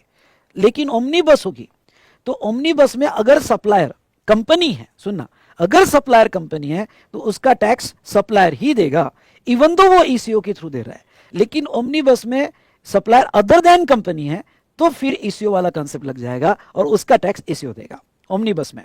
उसके बाद में restaurant service other than specified premises, India के सारे रेस्टोरेंट जो जोमैटो, फूड पांडा, स्विगी या और कोई इनके थ्रू सर्विसेज दे रहे हैं तो उसका टैक्स ईसीओ ही देगा।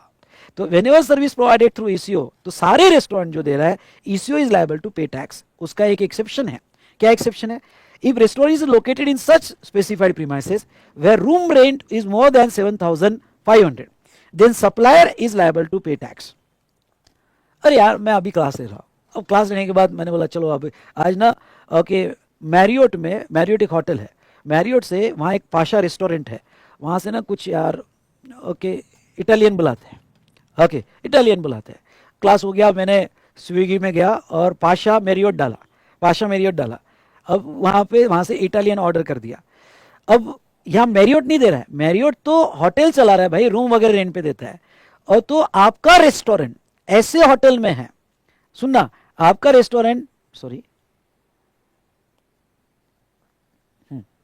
आपका रेस्टोरेंट ऐसे होटल में जहां रूम रेंट 7,500 के ऊपर है, रूम रेंट का इश्यू नहीं है, बिल्कुल मिसअंडरस्टूड मत करना, रूम रेंट सिर्फ क्राइटेरिया है। आपका रेस्टोरेंट अगर ऐसे होटल में है ओके जहां रूम रेंट 7,500 के ऊपर होगी, उस रेस्टोरेंट से अगर आपने कुछ फूड ऑर्डर किया तो उसका टैक्स इश्यू नहीं देगा, उसका टैक्स सप्लायर देगा। अब ये दो केसेस में यहां पे सर ये बताओ कि कैब ऑपरेटर खुद ही रजिस्टर है, मतलब ओके सप्लायर, ईसीओ और रेसिपिएंट, सप्लायर खुद ही आरपी है तभी ईसीओ टैक्स देगा क्या? यस, ये दो केसेस में बहुत बहुत इंपॉर्टेंट बात क्या, in above cases ECO other than exception, exception मतलब ये वाला एक्सेप्शन ले लो या ये वाला एक्सेप्शन ले लो, तो in above cases ECO is liable to pay tax irrespective of fact that supplier is registered or not। Supplier registered हो या ना उससे कोई कंसर्न नहीं, जो भी सर्विसेज ईसीओ के थ्रू दी जाएगी उसका टैक्स ईसीओ ही देगा। उसके बाद में एंट्री बी टू सी, दो entry, accommodation in a hotel, in etcetera, guest house, lodge वगैरह, रूम रेंट बुक किया, या house keeping by way of plumbing etcetera, Urban Clap वगैरह, हाउस कीपिंग सर्विसेज। अगर supplier not liable to registered है, अब not liable to registered मतलब threshold के नीचे, उसका थ्रेशोल्ड के नीचे उसका टर्नओवर है और वो ईसीओ के थ्रू धंधा कर रहा है, तो उसका टैक्स कौन देगा भाई? उसका टैक्स ईसीओ देगा। लेकिन सप्लायर खुद रजिस्टर्ड है, जिसकी होटल है, लॉज है, खुद जीएसटी में रजिस्टर्ड है, ओके, तो फिर ईसीओ नहीं, यहाँ टैक्स सप्लायर देगा, यहाँ टैक्स सप्लायर देगा। यानी ये दो केसेस में जब तक आप छोटे हो और ईसीओ के थ्रू धंधा कर रहे हो, ईसीओ टैक्स देगा। जैसे ही आप बड़े हो गए और रजिस्टर्ड हो गए, लायबल टू रजिस्टर्ड हो गए, रजिस्ट्रेशन लिया हो या ना लिया हो, बट लायबल टू रजिस्टर्ड हो गए, तो ईसीओ टैक्स नहीं देगा, वो केस में सप्लायर टैक्स देगा। थोड़ा टीडीएस के साथ और मैं आपको अच्छे से एक्सप्लेन करूंगा, वो रिवीजन जरूर देखना। तो यहाँ पे हमारा ये पार्ट खत्म हुआ और इस तरह से सारे रिवर चार्ज डन डना डन डन, इस तरह से हमारे सारे रिवर चार्ज खत्म हुए। अरे हाँ या ना बोलिए, डन डना डन डन। चलो, तो हमने ये टॉपिक खत्म किया और वो टॉपिक था आरसीएम वाला, ओके, एंड ईसीओ वाला। सो दोस्तों, ये इसके पहले के 4 session, supply, value of supply, बड़ा इंपॉर्टेंट टॉपिक, आईटीसी के 2 लेक्चर जरूर देखना, आपको बहुत हेल्प होगी। डिस्क्रिप्शन में उसकी लिंक दी हुई है और मेरा चैनल जरूर ज्वाइन करना, यहाँ पे टेलीग्राम चैनल। और अगर आप कभी इंस्टा यूज करते हो तो CA_Vishal_Bhattad ज्वाइन कीजिएगा। छोटे छोटे इंपॉर्टेंट वीडियोस मैं इंस्टा पे भी लेके आता हूँ। और दोस्तों, यहाँ पे जुड़े रहिएगा आगे के सेशन के लिए, नीचे डिस्क्रिप्शन में शेड्यूल दिया हुआ है। और मैक्सिमम ये स्टूडेंट, मैक्सिमम आपके दोस्त जो है उनके साथ शेयर कीजिएगा और अपना लाइक और कमेंट जरूर दीजिएगा। Thank you so much.